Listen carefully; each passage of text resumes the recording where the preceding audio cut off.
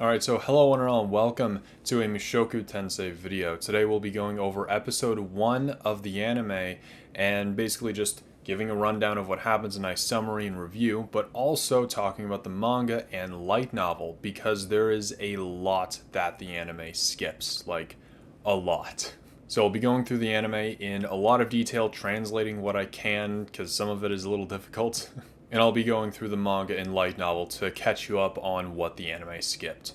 So we'll be doing this for every single episode of Mushoku Tensei, getting ready for the premiere of the next season, season 2 or 3, whatever you want to call it. The third core of Mushoku Tensei. That's what we're building up towards with this series. So if you're interested in learning more lore and getting to know the characters a lot more, and even just catching up on missed scenes, stick around because we'll be going over all of it. But starting off with episode 1 today.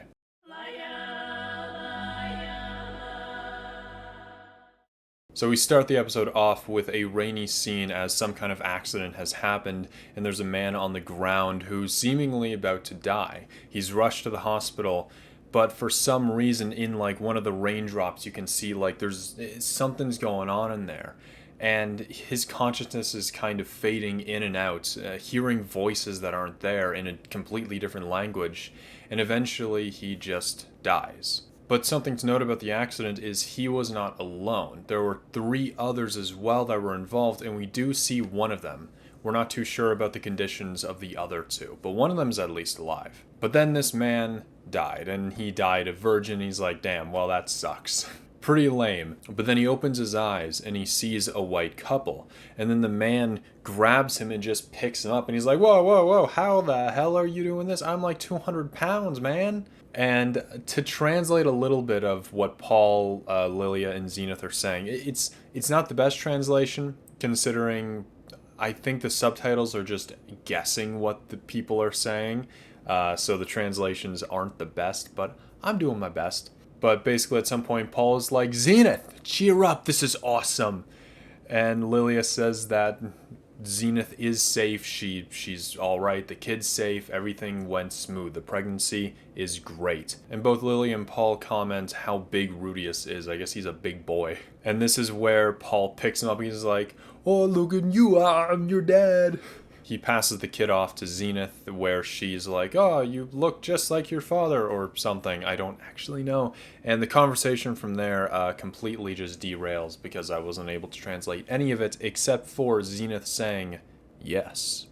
So, you're welcome. But basically the kid tries to cop a feel and realizes he's been reborn as a baby. And then Paul and Zenith do not waste any time and they get right back to action. Goddamn, they're an active couple. So we skip about 6 months and we find out that the kid's name is Rudeus, and his mother Zenith, his father is Paul, and they have a maid called Lilia. For some reason this like couple has a bunch of swords and stuff around, and they're very like, almost, I don't know how to put it, but they look like they're living in a medieval village, essentially. It looks like he's back in time almost.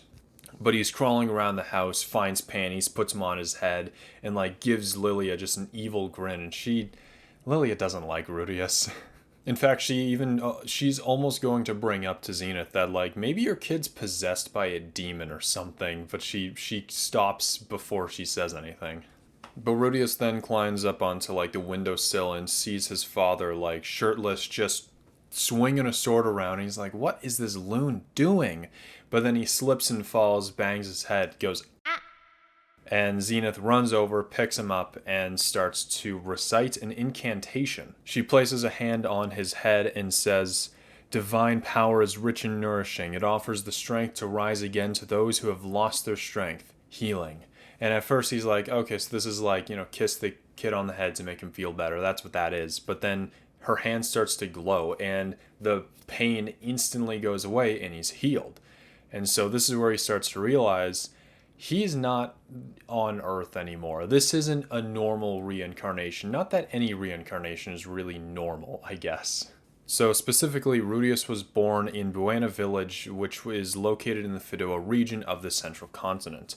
And so about 6 months later, we skip to where he's now finally able to walk on his 2 feet. And so he really wants to learn magic, though. And so he's running around the house and finds a chest full of books. And they, I guess, only have 5 books. So either Zenith and Paul aren't much readers, or books are just very expensive in this world. But the book that he pulls out is called The Legend of Perugius. So this is a translation that I found online by Reddit user Lemon Soda 2021. So if it's wrong, blame them, but if it's right, praise them. They are awesome. But anyway, rough translation of The Legend of Perugius reads, about 500 years ago, the demons who possessed the devil killed humans and forced them into a crisis of extinction. People were in despair, but the brave 7 appeared and did the Laplace War. So we don't really know what any of that means right now. And so after reading these books for about a year or so, he's finally been able to actually understand the language. And by the way, Rudeus was born in the year K407, and so now it's K409. However, in the year K409, Rudeus is now reading a book called The Magic Manual. And so we get a few pages of this, and so I'm just going to go off and read them. So we have a section called On Magical Chanting.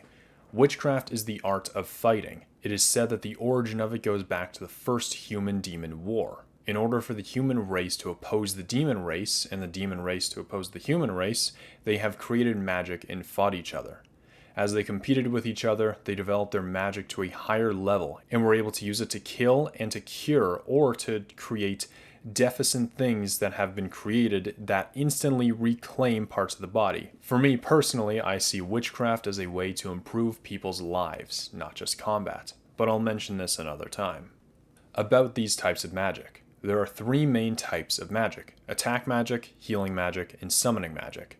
Attack magic is literally magic to attack the opponent. Healing magic is the magic to heal living creatures and plants. The summoning magic is magic to summon monsters and spirits from other places. This book deals with attack magic and healing magic. Conditions and mechanisms for activating magic. There are 2 ways of activating magic. The first one is chanting. The current mainstream method of invocation is chanting. Chanting clarifies the flow and existence of magic power by uttering the elements of the magic to be used as words. It has the role of making it manifest. In order to activate the magic, you must be firmly aware of the magical power within your body, and above all, you must be accurate in your chanting statements. The chanting is vital. Chanting has been handed down by sorcerers from long ago, and every word of it is important.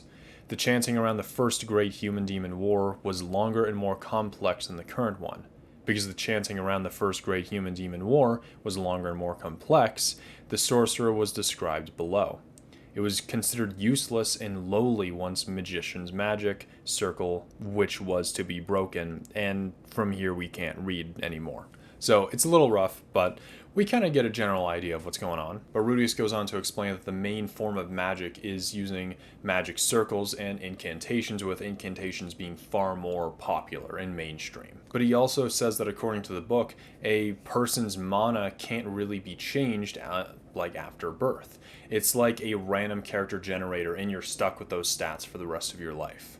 And so Rudeus gets up and he's like, all right, let's try this out. So he sticks out his hand and he's like, let the great protection of water be on the place thou seekest. I call it a refreshing, burbling stream here and now. Water ball. And so we get to see a nice visualization of the mana flowing from like the feet all the way up, like an electric charge up to his hands, where the water ball forms, and it kind of just down on the ground. But then Rudeus leans out the window and tries it again, but he's starting to visualize the mana. He says, concentrate, picture it over and over in your head, and then you can actually do it. He compares it to like a fighting game combo. And again, we see the mana flow from his feet all the way up to his hands, and we see just the water ball start to form. But he never did an incantation. He did it silently, without one. And so Rudeus is shocked by this, leans back, and the water ball kind of falls right in his crotch area, and he tries to do another one, reach up, but he just passes out. And that's all the mana that he has. He's able to fire 2 water balls, and that's it. Pretty pretty pathetic. So over about a year or so, Rudeus continues to try and use magic more and more. And at first he can only do like 1 or 2 before passing out. But then eventually he was able to do 3 or 4. And now he's able to do 10 pretty easily. 10 water balls, I mean. And so he figured that the book was kind of just spreading misinformation. Your mana was not set at birth and can't change. It can over time. And he kind of wonders why. And plus with the incantation thing, you don't need one. He can just do it without saying anything. So one night the family's eating and Zenith goes on to recite a Millis prayer. She says, "Holy Millis, who watches over us in distant lands, we thank you for blessing us with life-giving nourishment." So Rudeus starts to wonder why they don't teach silent spellcasting. And it's mainly just he realizes that it's more of like incantations are a way of automating the process. You don't have to think about every action you have to take when activating a spell. It's more just automated. You read off a line and then the spell will activate. And so it's less thought process, easier to teach, and generally probably faster on the battlefield compared to Rudeus having to close his eyes and concentrate so that he can get out and attack. But if you think about it, it's as he said before, it should eventually just become muscle memory, and so it would, although it would be more difficult to learn, it would be better in the long run to learn silent spellcasting. And so, as he's thinking about all this, Paul and Zenith are getting ready for bed, and they read a little bit of the Legend of Perugius to Rudeus, and Paul reads out a sentence, "Thus Perugius led his 12 followers to the devil at last."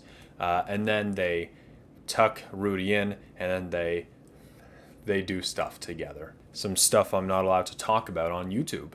And so Rudeus comes to a bit of a conclusion, though, why his mana is increasing. Either it's just because he's growing, the mana just will grow over time, or it's because he's using it while he's young. It's kind of like learning a language or learning anything when you're young. It just retains in your brain a lot easier than if you were an adult to try and learn stuff, because adults are dumb. Or he thinks maybe he's special, but he scratches that off and tries to think rationally about things. It's not like he's the chosen one or anything. But regardless of all this, he figures just in case he should be training as much as he can when he's young, just so he can grow as much of a mana pool as he possibly can before there might be like the threshold. And so one day when Rudeus is practicing magic, Paul is outside swinging a sword, practicing swordplay. And Rudeus goes over how to essentially do a silent spell. In your head, you create the spell, you set its size, you set the firing speed, and then you activate in that order. And so he does that, and he accidentally hits Paul right on the head. But we do actually see more pages of the magic manual. Hooray! There's a lot here this time, so I'll be reading it. First of all, the amount of magical power refers to the power and capacity that each person can use. Knowing not only the knowledge of magic, but also the amount of your magical power, you will be able to take the first step to becoming a full advanced sorcerer. You may be excluded from this. This is because the total amount of mana is an innate talent, and that talent cannot be nurtured. In other words, unlike your body's mechanism of increasing physical strength by increasing the amount of exercise, you will not be able to increase your mana by effort. There is no way to train that way to increase the amount. It's been confirmed that the total amount of magical power is determined innately, and that just as parents and children have similar faces, their magic power is also similar. If you don't know how much magic power you need to infuse, then you can't say that you can use it well even if you have the knowledge of magic. Therefore, in order to know your total amount, you need to learn beginner and intermediate magic to know where your limits are. That will bring us greater understanding of magic. Over the years, magic has developed in many different directions, and new forms of magic have been developed. As the power and complexity of magic increased, the amount of mana required has also increased, and so did the magician's total magical power and abilities as a magician. As you well know, the two are often considered to be the same. However, even if you can't increase your own magical power, you can learn to use the tools that assist you.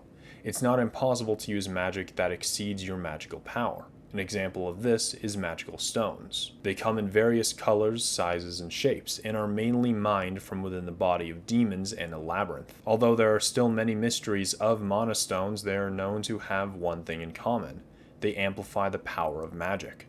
Therefore, even with a little mana, it is possible to perform highly difficult magics. Otherwise, the magical stones, which we call magical crystals, have a magical power and can be drawn from them. They can be used to cast magic. Magical stones are a good way to make up for the lack of mana, but they are very expensive due to their usefulness. And for beginners, it's a good idea to start with a wand and to precisely control the amount of mana. You can't change the amount of magical power you are born with. However, if the mechanism of the mana stone, which is still a mystery, is revealed and knowing how to use it, the amount of mana required will be reduced. I believe it would not be a dream to be able to wield magic without worrying about the amount of mana. I have written about magic stones, magic tools, magic power granting items in my book, Magical Stones and Labyrinths. I encourage you to read some of them, and they'll be useful in your research for the development of magic and ultimately the advancement of the sorcerer's position. If you were me, I would. Postscript. From this book, you will be able to acquire the knowledge and experience of magic, and all of you will be able to learn the intermediate level of magic on your own. However, if you want to learn more than advanced magic, I would recommend going to Renoa University. You may be able to learn enough from this book for the intermediate grades, but for the higher grades, you will need more than experience and wisdom of your predecessors. Because we need that's what we have at Renoa University. Okay. History makes the future. When the readers who take this book can handle the intermediate magic, they will be able to wield magic for the benefit of it. My sincerely come that you are growing into advanced sorcerer. Author Invisible. So it's a little bit of a wonky translation, but you get the gist of it.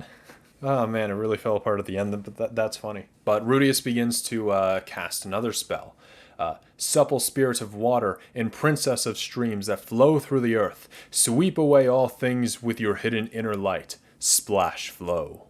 So as he was reciting the spell, a ring of mist formed at his feet, and in front of him was a water ball that was like the size of him or even bigger, and it just crashed straight through the wall, destroying it completely and flying way past the fields until it kind of just disintegrated into nothing. It's a little bit powerful for like a 4 or 5-year-old to do. It was so powerful that like where it trailed, it had rained just because of the water splashing off. Rudeus is a little bit powerful.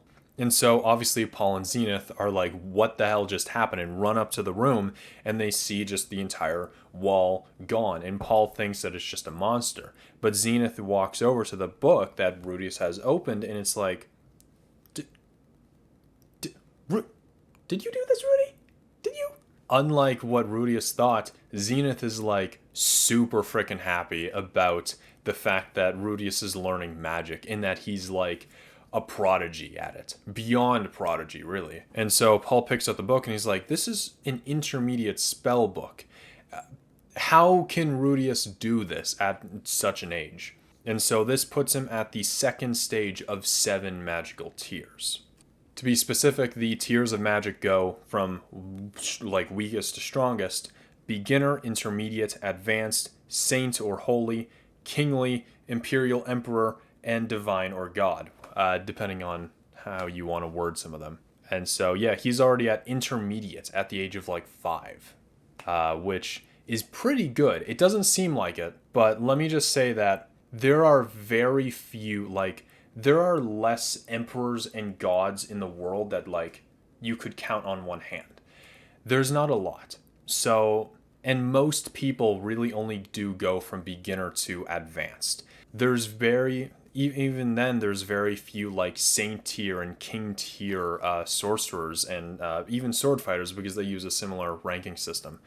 Actually, now that I think about it, when it comes to actual sorcerers, there's probably even less. Magic is very difficult in this world because they think that magic is just innate. You are born with 10 mana and you can't grow it at all. And so the only people who know magic are the ones that really are trained at birth. To be honest, intermediate at the age of 5 or kind of at any point in your life is still impressive, but especially because Rudeus is just casually doing this shit at the age of 5. That is ridiculous. And so, yeah, anyway, Zenith is super happy about the thing, and she's like, okay, oh my god, we are getting a tutor immediately. But Paul's like, hey, we promised if it's a boy, he'll learn sword fighting. If it's a girl, she learns magic. But this is a boy, right? He got a little ding dong there. He's not learning no magic in this household. It's because they made a promise. But Zenith's like, oh, come on, you break all your promises all the time. But, and so the two start to fight, but then Lilia's just like, well, what if he just does both? And instantly they're hugging and probably about to go back to bed, even though it's probably like 10 a.m. And so Rudeus from here is going to be learning magic in the mornings and swordsmanship in the afternoons. But apparently Paul is a knight that was put in charge of Buena Village, which allows him the extra money to actually hire a private tutor for Rudeus. And despite the fact that they lived on like the outskirts of town, they were able to find a tutor almost immediately. And so now with that, the great goddess, Roxy Magurdio, arrives. Praise be. And so when Rudeus sees Roxy for the first time, he's like, okay, so lolly, scornful gaze, unsociable. She's perfect. I want to marry her.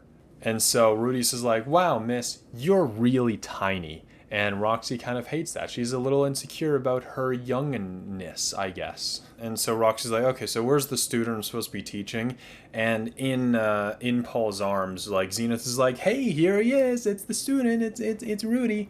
And off to the side, Roxy's just going like, God damn it, another stupid couple that thinks they're kids special just because they know how to use one water spell. Oh my God. And like, she's not even whispering this. She's just saying this.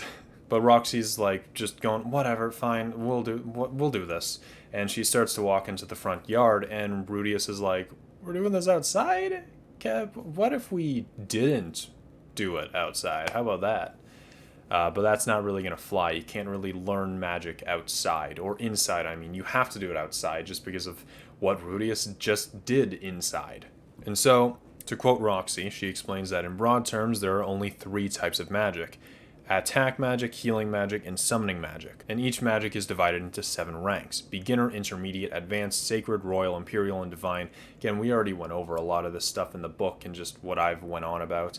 But as Roxy starts to explain it all, Rudeus realizes that he was right. They don't teach silent spellcasting for whatever reason.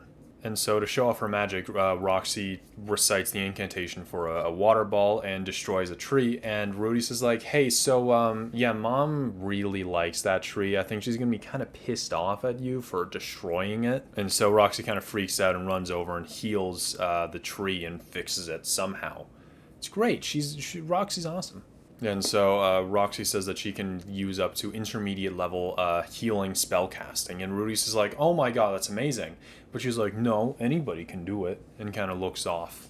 And so Roxy wants Rudeus to do a water ball just like she did. And so he starts to recite the incantation, saying, let the great protection of water be on the place thou seekest. But as he was reciting it, the wind blew and we saw a little peek at the holy relic, and Rudeus let the water ball go without finishing the incantation. Roxy's obviously surprised by this, and Rudeus explains, well, I just usually skip the incantations entirely. I just don't do it. And Roxy's like, well, maybe this kid is worth training after all. But Rudeus' water ball, I guess, hit the tree, destroying it, and Zenith gets angry, and Roxy just believes that she's going to be fired tomorrow. So goodbye, Roxy, never to see her again. And so Rudeus, thinking back at his visual novel gaming days, he's like, okay, so how do I cheer her up? And so he puts a hand on her shoulder and is like, you didn't mess up, miss. You gained experience. He's quite the player. So after that, Zenith comes running out and she's like, hey, let's introduce you to the family and everybody. Let's get to know each other. And so we cut to that night as everybody's having a nice dinner. And they hold a welcome party for Roxy, and it's all nice and wholesome. And Rudeus gives a little bit of a monologue. And so he's thinking to himself, like, even if this is a dream that's like my mind is making up before I eventually die, I am going to try. Even like a jobless bum like me, I can do this. He says that he's going to try as hard as he can, and then the episode ends. And fun fact about the title card, each like row of the symbols, all 6 of them, they represent the 6-faced world, which is the universe that Mushoku Tensei takes place in. So we have the Sky World, Dragon World, Beast World, Human World, Demon World, and Ocean World. So yeah, that's pretty neat, a little fun little tidbit there. But now we move on to the manga.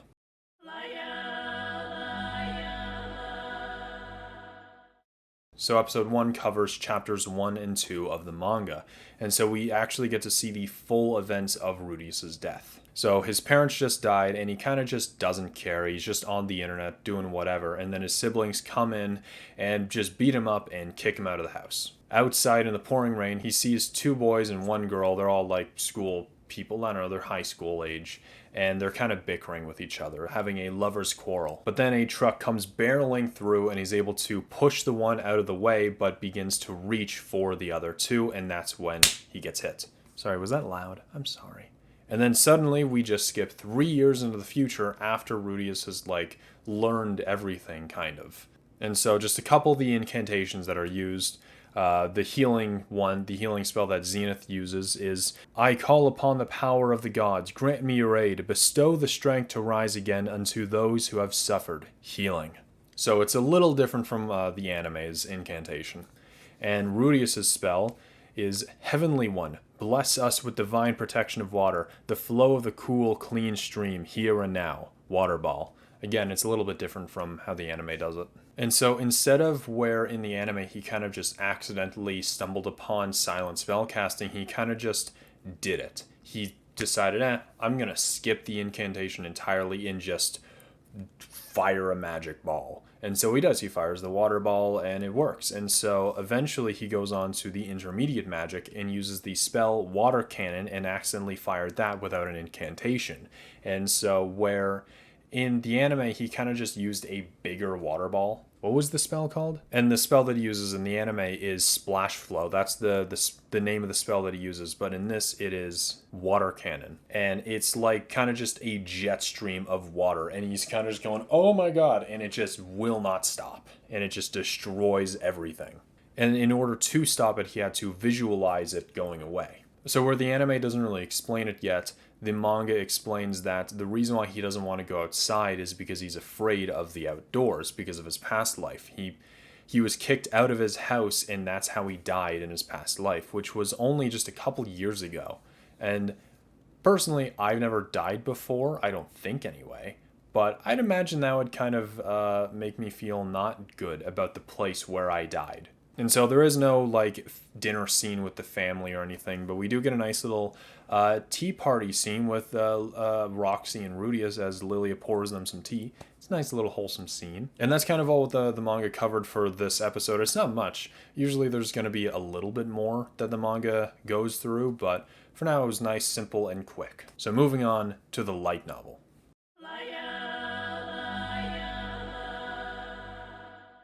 Let's go all the way back to the beginning of Rudeus' death in his previous life. And so the light novel obviously gives us the most amount of detail about his death. But even though the anime in episode 2, it will give us a little bit more, it still doesn't really give us any information about who he was before. The manga gives a little bit more, but the light novel, obviously, there's a lot here. So the man who was reincarnated as Rudeus Greyrat in his previous life, he was a pretty wealthy guy. He lived in a nice wealthy family, the 4th of 5 children. He had 2 older brothers, 1 older sister, and a younger brother. And he was a pretty smart and athletic kid in elementary school and junior high. And so he was pretty interested in computers and everything, and even built one at a young age. With this likely taking place in the early 2000s, his parents didn't really know what computers were, and it's go on it. There's no trouble of kids being on technology, right? There's no way. It's not going to ruin a whole generation. But then it ruined his life. By the time high school came, he really just did nothing but go on the computer, play games, watch porn, and just all that stuff. But what made him the way he is today was one single event. He was in line waiting in the cafeteria for food when somebody cut in front of him. So the man gave him a piece of his mind. It's hey, you don't cut in front of me, jackass, right?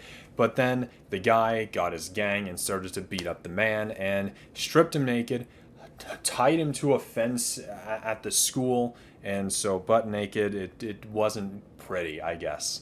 And he was given the name Pencil Dick, which is a little similar to the nickname that I was given in high school, Horsecock. Slightly different. But from there, the guy, I guess we'll call him Pencil, just because it's weird just to say this guy. So Pencil stopped going to school that day. And his father and older brothers were like, yeah, you got this, champ. Like, keep your chin up, right? It's not the end of the world. You'll pick yourself back up. So he didn't really listen and started to indulge in a bunch of hobbies that his mother financially supported. And in retrospect, Pencil thought that he should have actually just became like a manga artist or wrote stories on the internet. And now I'm thinking that the author might be a self-insert a little bit. Because Mushoku Tensei started out just as a simple little web novel series. But Pencil started to wish, like, if only he could go just a couple years into the past, everything in his life could have changed. He could be proficient in something. But it's too late for that now. But we jump to the present at his parents' funeral, and his siblings barge into his room while he's jerking off to something I'm not going to say. They break his computer with a bat and drag him outside and throw him out. And so the manga and the anime do go over this part a little bit, talking about how he's out in the rain and there's the two boys and the girl talking and having a little bickering lover's quarrel. And it actually reminds Rudeus of his past, of this girl that he used to be friends with, like a childhood friend. And she was on the track team. And the two would argue all the time and just, nice little cute stuff, I guess. But nothing really ended up happening between them, and she got married about 7 years ago. But as he thought this, a truck came barreling in, heading towards the students. So Pencil tries to yell at the students and to be like, hey, there's a truck coming, right? Because they can't hear. I guess they've got, like, headphones in. And the truck's coming, but he can't speak. He's never used his voice like that in years. And he thinks to himself, like, in 5 minutes, I'm going to regret this. To quote, I was pretty sure that seeing 3 teenagers splattered into paste by a truck moving at terrific speeds was something I'd regret. And so with all the might that he could muster, he ran towards the students and was able to pull one of the boys out of the way. And so the guy who was bickering with the girl pulled her in close, and as Pencil tried to reach out to them, he just couldn't reach. And so essentially what he did was just replace himself. He switched places with one of the boys and took the hit for him. And so it wasn't actually the truck that killed him. He hit the truck, bounced off of the truck, rolled like Sonic into a wall, and the truck just did a second hit. It wanted revenge. And so after Rudeus is reincarnated and he sees Paul and Zenith, he notes that Paul has a pretty creepy smile, and we know that Zenith also has a pretty perverted looking smile, and unfortunately, both of those traits go straight to Rudeus. And so when Rudeus falls, bonks his head, the incantation that Zenith recites is, let this divine power be a satisfying nourishment, giving one who has lost their strength to rise again, healing. And unlike in episode 1, where Lilia kind of just exists, we actually get a little bit of information about her. So it's said that Lilia was a royal handmaiden at the Asura Palace. However, the duties that she performed wasn't one of just a regular maid. She also had some decent combat experience, some swordsmanship skills, and so she took up protecting the royal people, I guess. And so one night she had to protect someone from an assassin who had a poisonous dagger.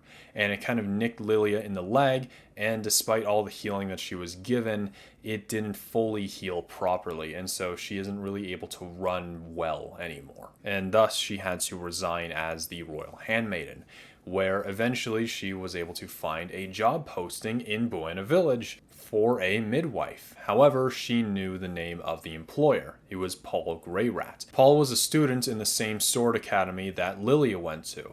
And Paul, he was just a little lazy. He was great with the sword, but he was kind of just not a great person overall. And in fact, the reason why he was there to begin with is because he had a fight with his father and he kind of just fled the house. But one day he just randomly decided that he wanted to be an adventurer, got up and left. And then 7 years later, here they are, reunited. And so Paul welcomed Lilia with open arms, and everything pretty much went smoothly there. The pregnancy went great, and Rudeus was a healthy, beautiful, big, chubby boy. However, once he was out of the womb, he kind of just didn't cry. He didn't move much, and he had an emotionless face, and they thought he was a stillborn.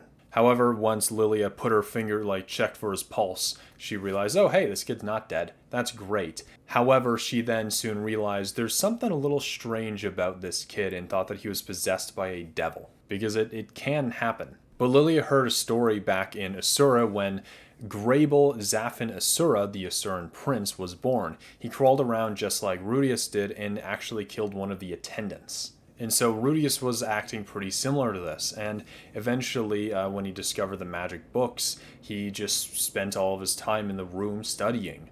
And so Lily obviously wondered what he was doing in there. And so whenever she went to check, he'd be muttering something to himself. It didn't sound like any language that they knew, but it just sounded like gibberish, but he was saying it with clear intent. It was strange.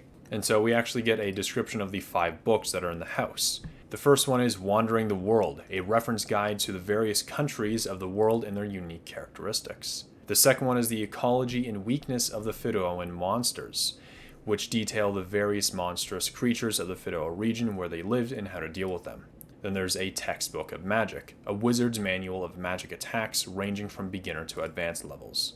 The Legend of Perugius, a fairy tale about a summoner named Perugius and his companions who battle a demon and save the world in a classic good versus evil epic. And then finally, The Three Swordsmen and the Labyrinth, a tale of action and adventure where 3 master swordsmen of different styles meet and head into the depths of the titular labyrinth. Titular? Titular? Titular.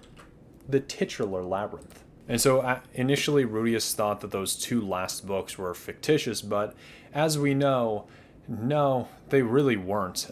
They were actual historical pieces that took place in the Great Laplace War about 500 years ago. So the magic book already explained this as I read it off, but with the iffy translation, I'll go over like a proper explanation of this. So there are multiple ways to draw out magic. There's obviously just using your own mana, but that's not always reliable considering most people do not have enough mana, and so a lot of people use magical items. It allows them to use magic without using up their little mana pool. And similarly, they rely on magic circles. However, it is stated that incantations are superior than magic circles. So incantations used to be extremely long. Like you would have to say like a whole minute's worth of words to actually get out a simple fireball. And when dealing with magic circles, once you inscribe the circle itself, you can kind of just put your hand on it, activate the mana, and it'll just activate. And you can do it over and over again.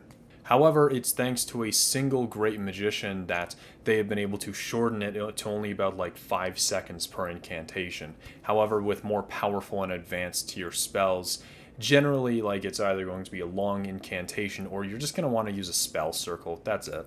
But Rudeus recites his water ball spell, let the vast and blessed waters converge where thou wilt and issue forth a single pure stream thereof. Water ball. And so the way that mana is described, it almost feels like blood flowing where you want the mana to go to. And in this, it's on Rudeus' second attempt at firing a water ball that he does it without an incantation, kind of like the anime. And so although the manga and anime, I believe, already went over this, the light novel goes into a bit more detail explaining the real differences between the incantations and silent spellcasting, where everything seems to be automatic when it comes to reciting an incantation. The fine-tuning of a spell is kind of just there, but that means you can't change the variables.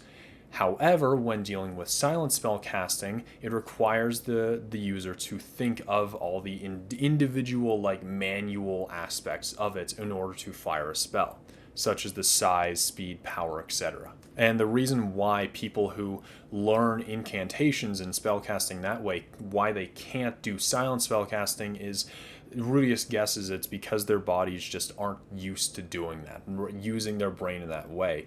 They've wired it to be one way where you just say the words and then get it done, but they haven't really ever thought about it like that. And because it's only been learned and taught through incantations, nobody's really tried to use magic without. It just didn't make sense. In theory, any new magic student could learn silent spellcasting very, very easily, but it's the masters that would struggle with it because, again, they've already wired their brain one way, and they'd have to completely do it a different way. But now that Rudeus kind of proved that this book is just wrong, he notes that the book kind of takes the perspective that there are limitations when it comes to magic. And so once again, we go over the different ranks of the magic users. We have beginner, intermediate, advanced, saint, king, imperial, and divine. So typically magicians with training could use up to advanced tier magic in the exact discipline that they trained in. Meanwhile, with the others, they could use maybe beginner or intermediate. So for example, if someone were proficient in fire magic, they would be probably advanced in that.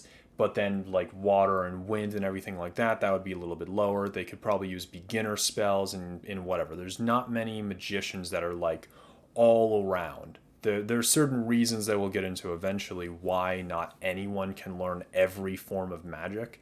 And it's also why Rudeus can't learn healing spells without reciting an incantation. But generally, you're good at one school of magic and nothing else really.